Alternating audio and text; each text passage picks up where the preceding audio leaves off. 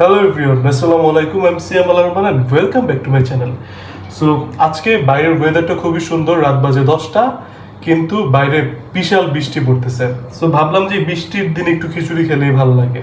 So এইখানে হচ্ছে আমার গরুর মাংস আগের রান্না করা ছিল, আর এখন খিচুড়িটা রান্না করে জাস্ট মিক্সড করব।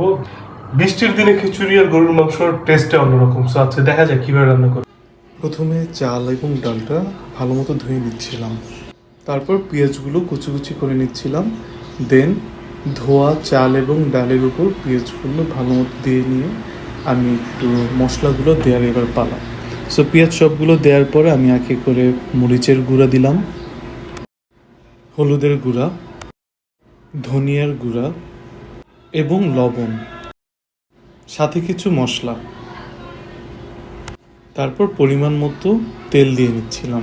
মোটামুটি সবকিছু দেয়া শেষ। এখন যে জিনিসটা বাকি সেটা হচ্ছে, আপনার কাছে যাই থাকুক না কেন, এটার যে মিক্সটা, এই মিক্সটা যে যত বেশি ভালো করবে তত বেশি খাবারটা কিন্তু মজা হবে। সো আসেন একটু মিক্সটা করি। এবার পানি দেওয়ার আগে আমি জাস্ট একটু মিক্সড করে নিচ্ছিলাম। এই মিক্সটাই আসল মেইনলি খিচুড়ির টেস্টটাই বদলে দিবে। সো যত বেশি ভালো মিক্সড হবে তত বেশি ভালো অ্যাকচুয়ালি আমাদের খিচুড়িটা হবে। সো আমি প্রথমে 1 মগ পানি দিলাম, যেহেতু আমি রাইস কুকারে রান্না করব।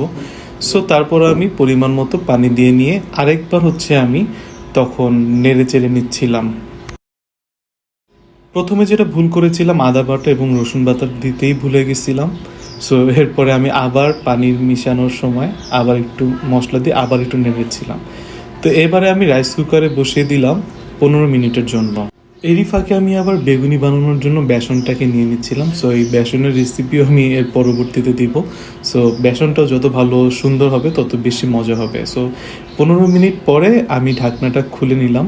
খুলে তখন এরকম একটা কালার চলে এসেছিলো অ্যান্ড দেখতে খুব ভালো লাগছিল। আমি আস্তে করে তখন গরুর মাংস যেগুলো ছিল আমার আগে থেকে রান্না করা, সেগুলো দিয়ে নিচ্ছিলাম। তো গরুর মাংস দেওয়ার পরে আমি একটু ভালো মতো আবার নেড়ে চেড়ে দিচ্ছিলাম যাতে নিচে লেগে না যায়। তো এবার আমি পাশাপাশি আরেকটি চুলাতে ফিশের কিছু চপ ছিল সেগুলোও ভেজে নিচ্ছিলাম।